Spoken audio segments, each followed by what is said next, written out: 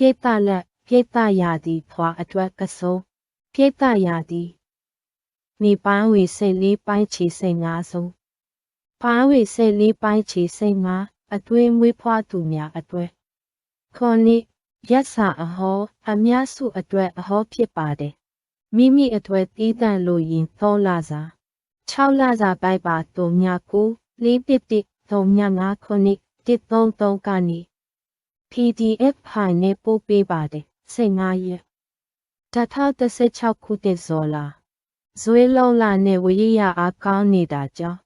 ခက်ခဲတဲ့အလုပ်တွေကိုတောင်းအောင်မြင်အောင်လုပ်နိုင်ပါလိမ့်မယ်ကိုယ့်ရဲ့ဇယိုက်က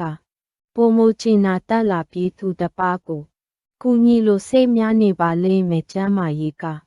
အထူးကောင်းမှုနေပြီးစိတ်ချမ်းသာမှုကြောင့်ရုပ်ရည်ကြည်လင်ပါလိမ့်မယ်လက်ကြိုကိုသနင်းလာစီးနှင်းခြင်းမိမိရဲ့အကြံဉာဏ်တွေကိုသူတပါးနားလည်အောင်ကြိုးစားပြောဆိုဖို့အချိန်ကောင်းမဟုတ်ပါဘူးကိုယ့်ရဲ့စကားပြောဆိုမှုကပတ်ဝန်းကျင်ကိုဆွဲဆောင်နိုင်ပြီးလက်ပွင့်နေမယ်အချိန်ပါကိုယ့်ရဲ့ကံတရားကသင်ကိုအကျိုးရှိမည်ဆွေးနွေးပွဲတစ်ခုစီခေါ်ဆောင်သွားပါလိမ့်မယ်စိတ်ဓာတ်ကပေါ်ပါလန်းဆန်းနေပြီးပတ်ဝန်းကျင်နဲ့အလွယ်တကူသဟဇာတာဖြစ်ပါလိမ့်မယ်အားကစားသို့မဟုတ်ပြိုင်ပွဲတွေမှာပင်ပန်းရှင်ပြန်ရပြီးမှအနိုင်ရတတ်ပါတယ်ဤပညာသို့မဟုတ်မီဒီယာနယ်ပယ်မှာဆွဲဆောင်မှုရှိတဲ့နေရာတစ်ခုရတတ်ပါတယ်ဆွေမျိုးသားချင်းတွေနဲ့ပြန်လဲဆုံတွေ့ပြီးပျော်ရွှင်စရာအချိန်များကုန်ဆုံးရပါလိမ့်မယ်စနေကြိုကိုတောက်ကြစီးနှင်းခြင်းဒီစနစ်တကျရှိမှုဖြင့်စီပြဥပဒေများကိုတစ်သက်မြတ်နိုးနေပြီးတာဝန်ဝတ္တရားများကိုတန်ဖိုးထားလေးစားစိတ်ဖြစ်ပေါ်နေပါလိမ့်မည်16ရက်2016ခုနှစ်ဇော်လာအဖို့တန်ကြောက်မြတ်ယတနာများသို့မဟုတ်ရှေးဟောင်းပစ္စည်းများဝယ်ယူစုဆောင်းဖြစ်ပါလိမ့်မယ်ကိုယ့်ရဲ့စကားကတည်ကြည်ပြတ်သားနေပြီးလူအများကယုံကြည်လေးစားပါလိမ့်မယ်ကိုယ့်ရဲ့စွမ်းဆောင်ရည်ကြောင့်ယာဒုတိုးခြင်းသို့မဟုတ်အခွင့်အရေးကောင်းများရပါလိမ့်မယ်ကိုယ့်ရဲ့စကားပြောဆိုမှုက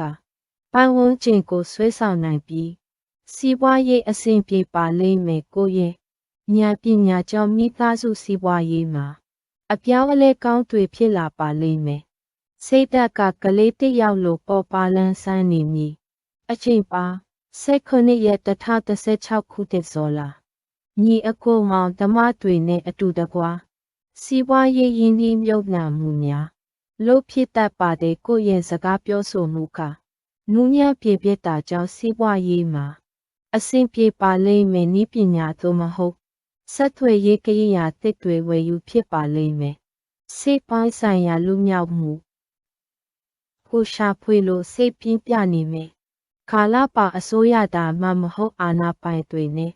ပတ်သက်တဲ့ရှိုးဘက်ပြဿနာများကြုံရတတ်ပါတဲ့ကိုယ့်ရဲ့အတန်သို့မဟုတ်စကားပြောဆိုမှုကပြတ်သားလို့ရန်သူတိုးတက်ပါတဲ့ဈေးကွက်ရှာဖွေရေးနဲ့ပြည်သူဆက်ဆံရေးလုပ်ငန်းတွေမှာထူးခြားစွာအောင်မြင်ပါလိမ့်မယ်စီးပွားရေးမှာအစားအသောက်အလှဆင်ပစ္စည်းသို့မဟုတ်အိမ်တွင်းမှုလုပ်ငန်းများ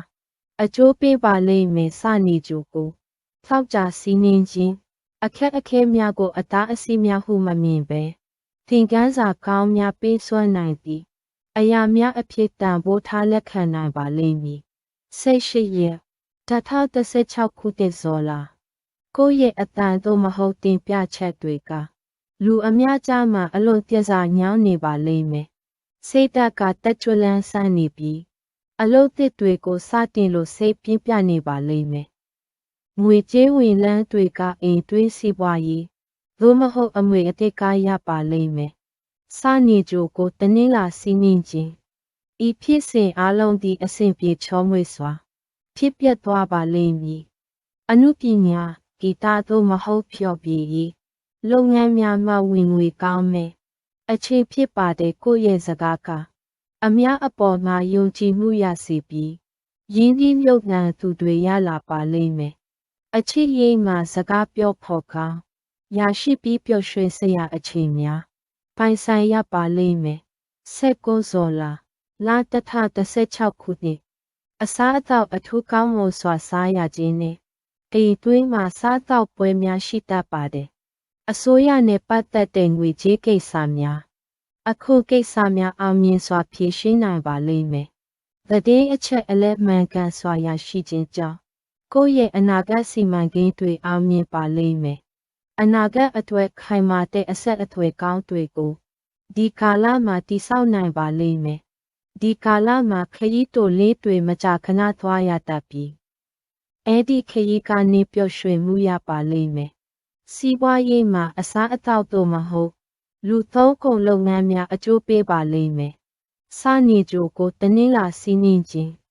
ဤဖြစ်စဉ်အလုံးသည်အစဉ်ပြေချောမွေ့စွာ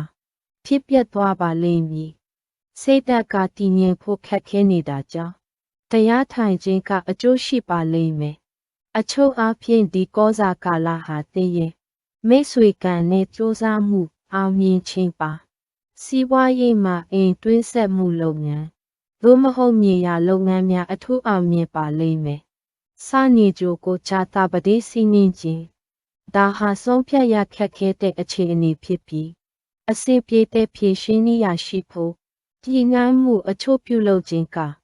အကောင်းဆုံးနည်းလမ်းဖြစ်နိုင်ပါတယ်။ထိုအကြောင်းတိလာကကောင်းသောအချိန်ချန်နေသေးသည်10ရက်2016ခုနှစ်ဇော်လာစီးတော်ရင်သို့မဟုတ်ကအသစ်ဝယ်ယူဖို့အတွက်အားထုတ်မှုတွေလှုပ်ဆောင်ရတတ်ပါတယ်။ကိုယ့်ရဲ့စကားပြောဆိုမှုကြောင့်မိသားစုအတွင်းမှာနှွေးထွေးတဲ့နားလည်မှုတွေရပါလိမ့်မယ်။အချစ်ရေးမှာစိတ်လှုပ်ရှားစရာကောင်းပြီးဆွဲဆောင်မှုအပြည့်ရှိနေပါလိမ့်မယ်။အင်္ဂါကြိုကိုတနင်္လာစီးနှင်းခြင်းအများပြည်သူပါကိုလိုလားနေတယ်လဲဆိုတာကိုအလိုလိုသိမြင်နေမဲ့အချိန်ဖြစ်ပါတယ်။ဆက်သွယ်ရေးကိရိယာတွေသို့မဟုတ်အီလက်ထရောနစ်ပစ္စည်းတွေခဏခဏပျက်စီးတတ်ပါတယ်။ကိုယ့်ရဲ့စကားပြောဆိုမှုကဆွဲဆောင်မှုရှိတာကြောင့်အများကသဘောကျပါလိမ့်မယ်။ကိုယ့်ရဲ့ဉာဏ်ပညာကိုမိသားစုစိတ်ချမ်းသာဖို့အတွက်အသုံးချပါလိမ့်မယ်။စနေကြိုကိုထောက်ကြစီးနှင်းခြင်းဒီစနစ်တကျရှိမှုဖြင့်စီကံဥပဒေများကိုထိသက်မြတ်နိုးနေပြီးတာဝန်ဝတ္တရားများကိုတန်ဖိုးထားလေးစားစိတ်ဖြစ်ပေါ်နေပါလိမ့်မည်။17ရက်2016ခုနှစ်ဇော်လာစိတ်ထဲမှာလုံခြုံမှုရှိနေပြီးမိသားစုရဲ့အေးချမ်းမှုအထွဲရှေ့တန်းကဆောင်ရွက်ပါလိမ့်မယ်။ကိုယ့်ရဲ့ဉာဏ်ကြောင့်အိမ်ချမ်းမြေဆိုင်ရာအရှုပ်အထွေးတွေကိုအေးဆေးစွာရှင်းနိုင်ပါလိမ့်မယ်။ကိုယ့်ရဲ့ဉာဏ်ပညာကိုဦးဆောင်မှုအပိုင်းမှာအသုံးချပြီးအောင်မြင်ပါလိမ့်မယ်။အင်္ဂါကြိုကိုတနင်္လာစီးနှင်းခြင်းထိဖက်ဆလုံးနဲ့ပတ်သက်ပြီးမာယွင်းတဲ့ရွေးချယ်မှုတွေဆုံးဖြတ်ချက်တွေချမှတ်မိတတ်ပါတယ်။ကိုယ့်ရဲ့စကားပြောဆိုမှုကပြတ်သားပြီးသူတစ်ပါးကိုဆွဲဆောင်နိုင်စွာရှိပါလိမ့်မယ်။ကိုယ့်ရဲ့အစွမ်းအစကိုလူအများကြားမှာထင်ရှားပေါ်လွင်အောင်ပြသနိုင်ပါလိမ့်မယ်။မိသားစုအတွင်းမှာငွေကြေးကိစ္စတွေကြောင့်အငြင်းပွားမှုလေးတွေရှိနိုင်ပါတယ်။လက်ကြိုကိုအင်္ဂါစီးနှင်းခြင်းယခုအချိန်မှာမိမိကိုယ်သူတစ်ပါးထံထိရောက်စွာဖော်ပြနိုင်ပြီးကောင်းမွန်စွာဆက်သွယ်ပြောဆိုနိုင်ပါတယ်